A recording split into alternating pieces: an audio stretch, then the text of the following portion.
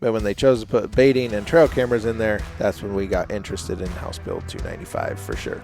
Yeah. When the semi truck pulls up to Cow Ranch in Cedar and it's completely full of deer chow, and we don't have one high fence ranch in Utah, we know how much food is going out there. Welcome to the Built to Hunt podcast, brought to you by the team of hunt advisors at the Huntin Fool magazine, where we are dedicated to helping our members go on more hunts with better information. Join Huntin Fool today at huntinfool.com. All right, on this Built to Hunt podcast, we wanted to talk about a new House bill that's been introduced in the state of Utah in the legislature and give you a little bit of insight on that. So we've got Garth Jensen here. We've also got Eric, Robert, and Jerrod calling in on Zoom, and we've all joined up to discuss this bill and our thoughts on it.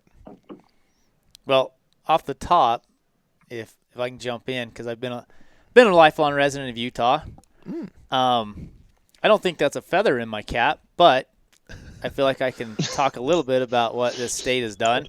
And honestly, I mean, I think all this is falling into fair chase. I mean, Nevada instituted a game camera law.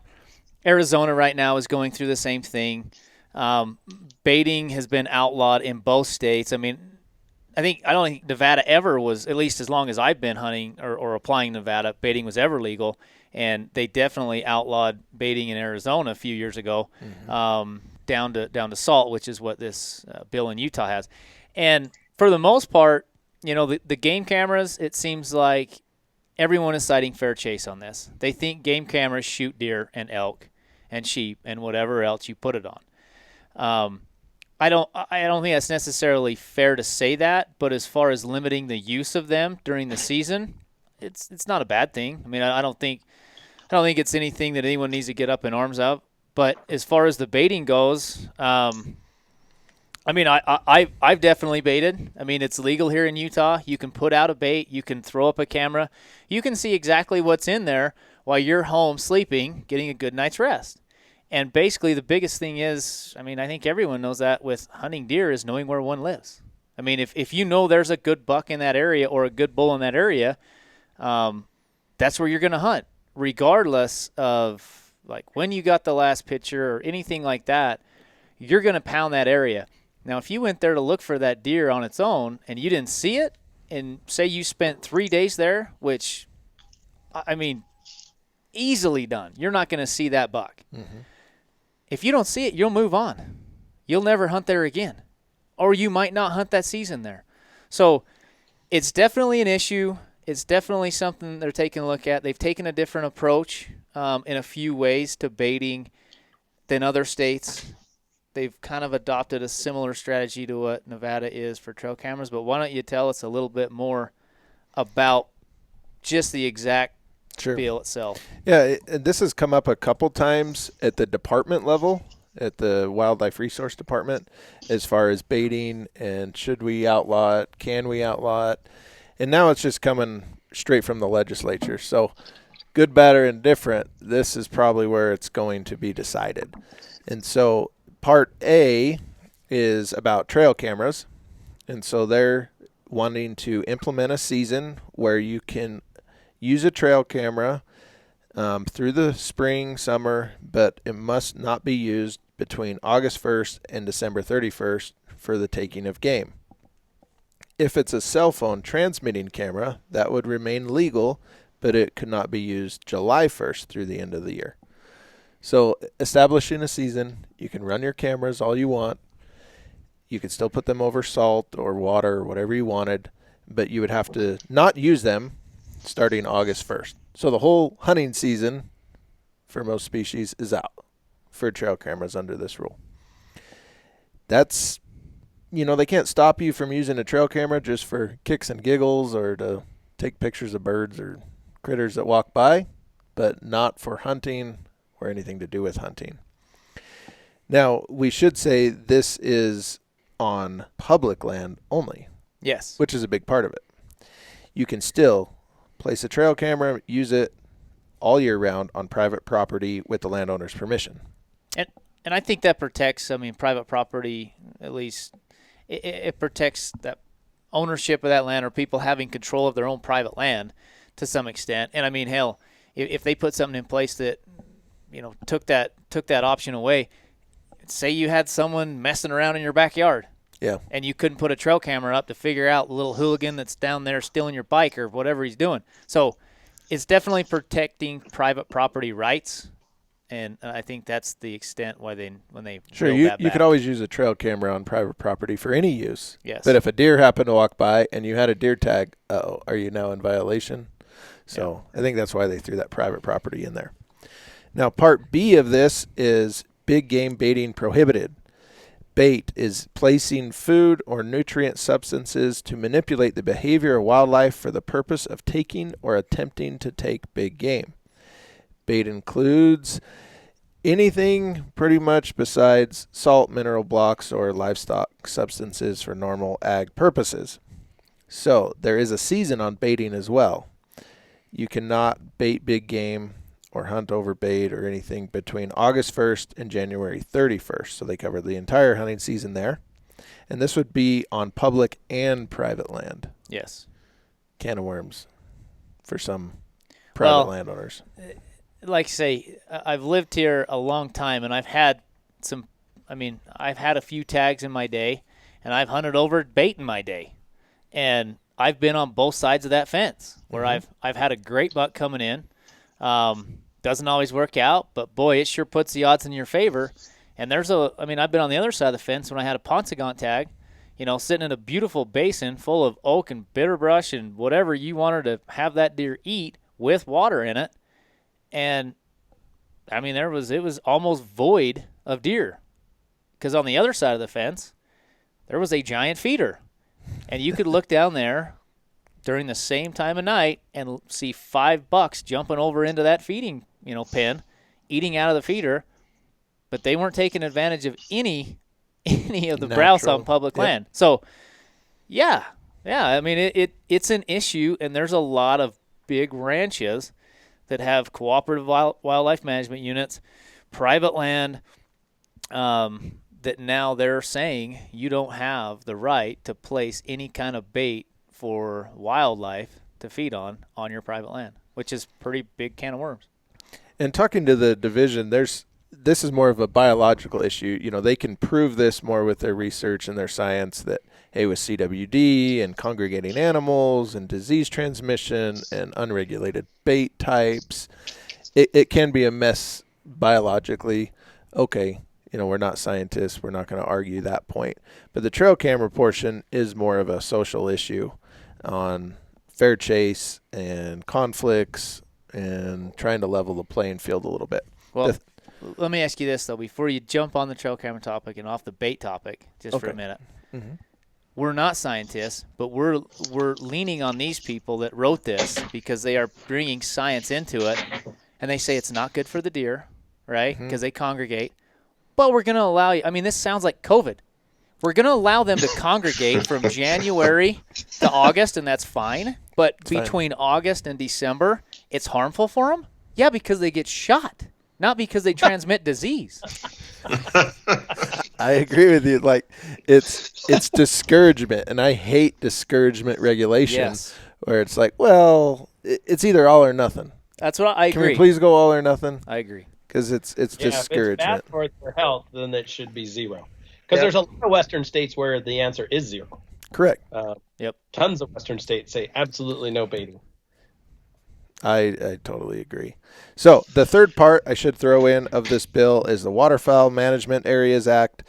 This is kind of how the bill got started. It has to do with commercial guiding across state waterfowl management areas and being licensed, or should they be able to do that and make money. Not as applicable to what we're talking about as far as big game. But when they chose to put baiting and trail cameras in there, that's when we got interested in House Bill 295 for sure. Yeah. It's at the committee right now. We'll see what happens there. But, I mean, what do you guys think? Eric, Robert, you're non-residents. You've got a lot of points in Utah. You want to come to Utah someday. Does it discourage you or make you sad that someday you won't be able to use bait or trail cameras when you draw a deer or elk tag or something else here? Or does it matter in your opinion? Or maybe it encourages you. So for me, I think that I don't live there. So if I did draw a tag, I'm not going to be able to put in the preseason time, baiting and doing that.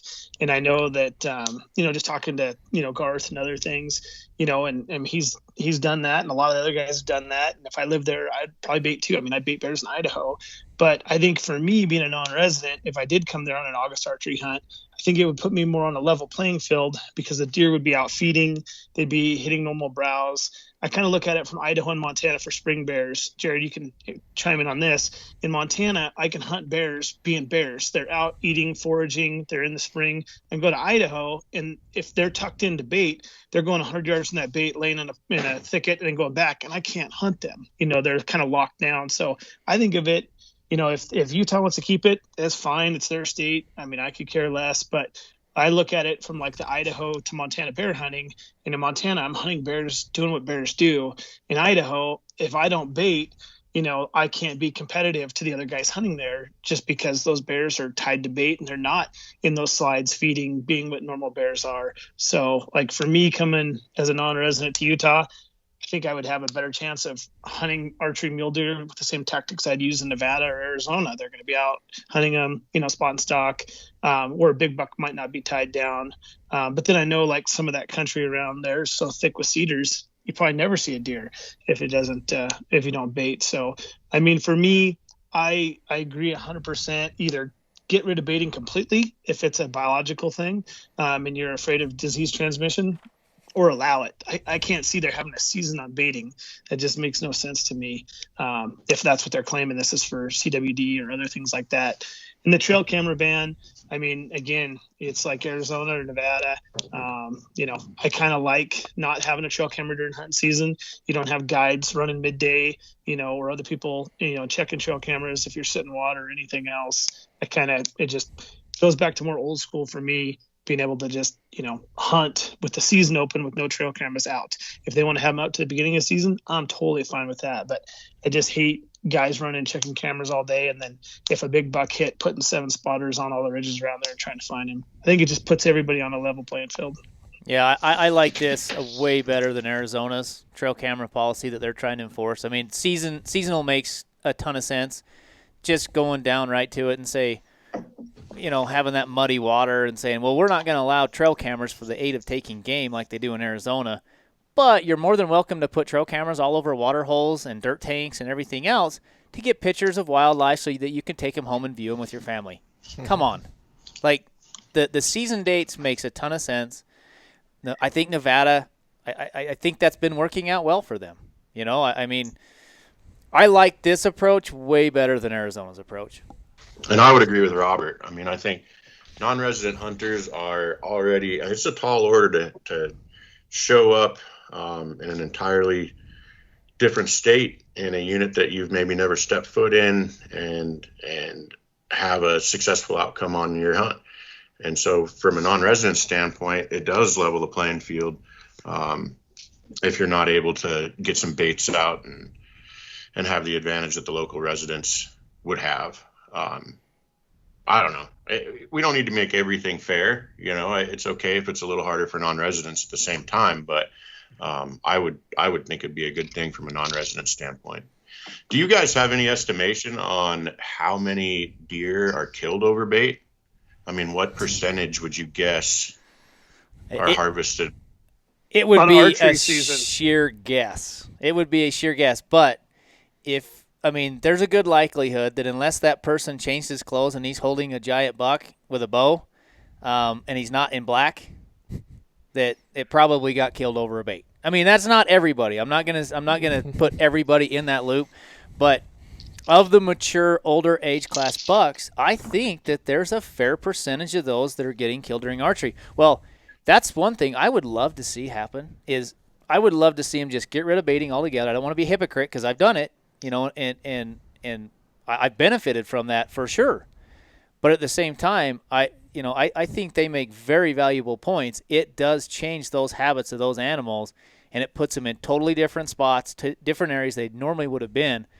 But if they took that thing away, I guarantee you that there would be less insta-famous people out there from killing giant bucks in Utah.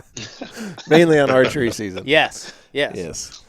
No, I think it's Eric, to answer your question, Eric, I planned on killing 100% of my deer over bait with a bow until now. no, it's interesting as we all care about ourselves, right? We have to. That's how we stay alive. That's how we make a living. We're self-aware, but as we go hunt and get outside, sometimes I think we push the limits a little much in being selfish towards animals. Like, I'm going to put out a bait pile that's bigger than yours, and if that animal bloats up and dies this winter because he was so dependent on my bait, I don't care. I just want to kill the buck. Like, do we push ourselves too far sometimes where we don't understand all the consequences? Yeah, because we're a little bit selfish. Yep. Have we ever pushed the limits of ethics? I'll say not legal limits, but ethics to make sure that buck only came to my stand and only came to my bait. And have I ever messed up somebody else's bait pile or things like that? I think those are questions we need to ask ourselves as we consider how we're going to hunt in the future and how we want new hunters to participate. I mean, a lot of people are moving to Utah. They show up and they're like, wait, I can order how many apples and put them in a pile with corn and molasses? Huh. I'm an archery hunter too. Listen, when the semi truck pulls up to cow ranch in Cedar and it's completely full of deer chow, and we don't have one high fence ranch in Utah, we know how much food is going out there. There's a lot more than you think. It was eye-opening to me becoming a resident here how prevalent baiting was. I mean, our Ace Hardware sporting goods store here in Cedar City puts out a sign, we got the deer feed, coming out about June. Deer feed is here. Come get your pallet. It's a real thing that I don't think non-residents realize. Yeah. Well, and I have to laugh because I live in Montana, and I can know guys from Utah, not outside of the office. When you guys have had a bad apple year in Utah, they're like begging for truckloads of apples, from Montana. Yep. Like it's comical. Oh man, we'll ship them in from Washington, buddy.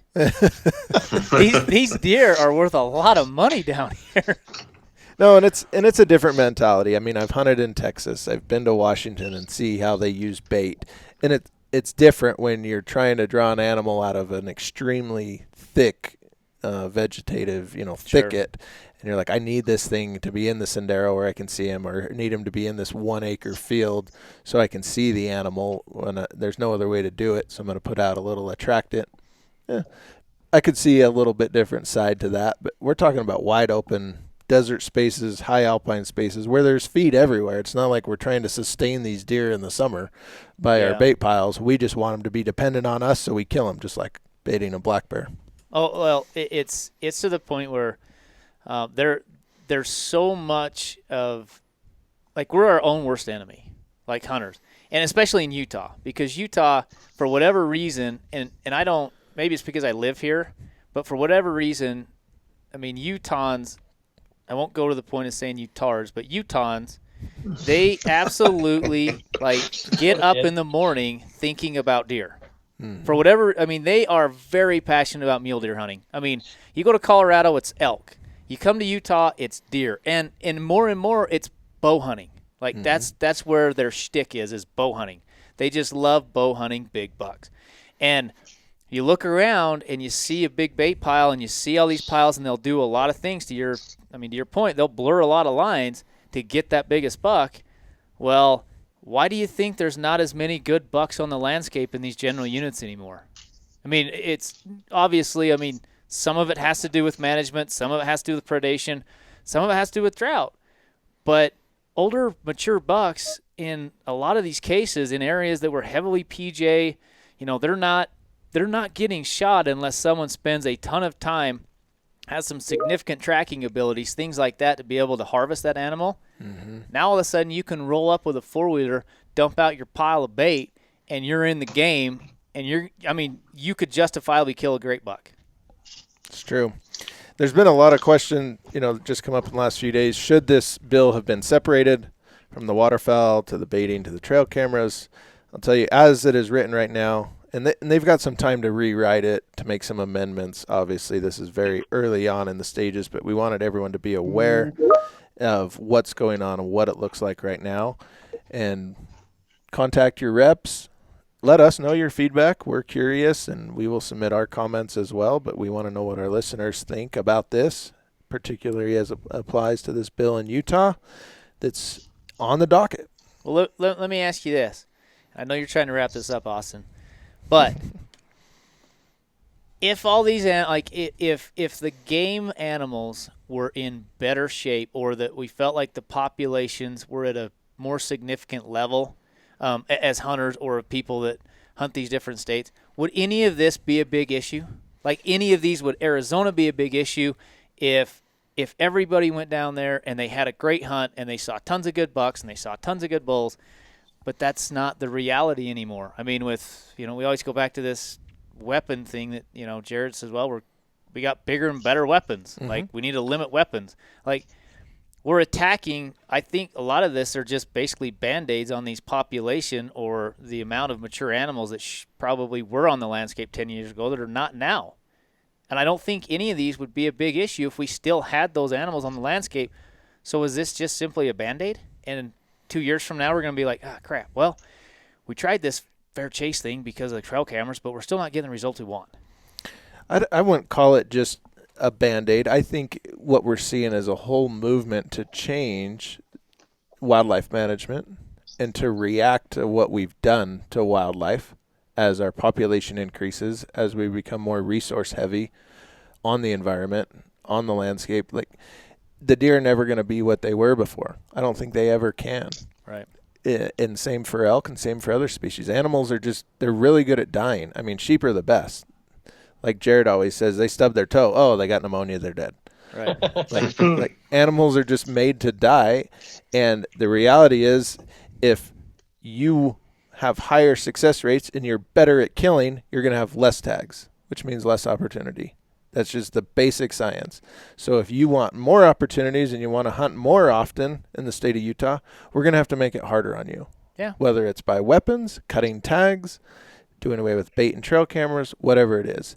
It will, if we make sure the department does it, it will give more opportunity to more hunters. Yes, we need to grow the populations, but at the same time, we got to make sure we don't get too good at what we do and have giant Montana-length seasons where we can shoot everything, because that's not going to leave animals for the next guy. And that's really what we need if we want more opportunity. So, yes, it's probably a Band-Aid for the problem, but are they trying to grow more animals? They say they are. We want them to. We keep telling the biologists we want more animals. But we also want to hunt, and I want a general tag every year, and I want bonus points, and I want preference. Like, hey, you can't have it all, buddy. But we're going to try.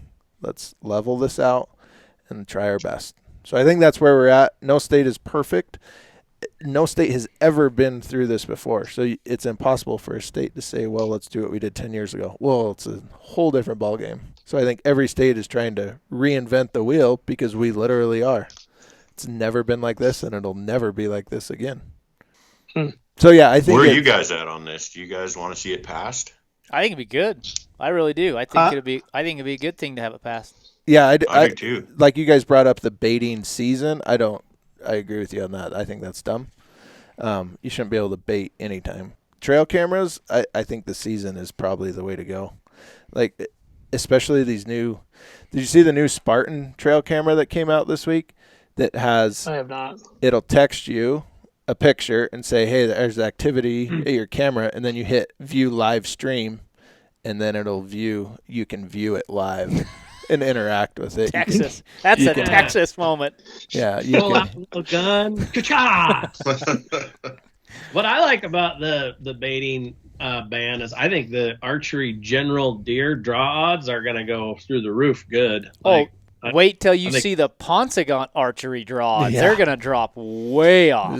Yeah. Well, and the success is going to go way down too. Yep. Archery. Success will go down and opportunity will go up. I like that. So. And age class will go up as well, probably too, right? 100%.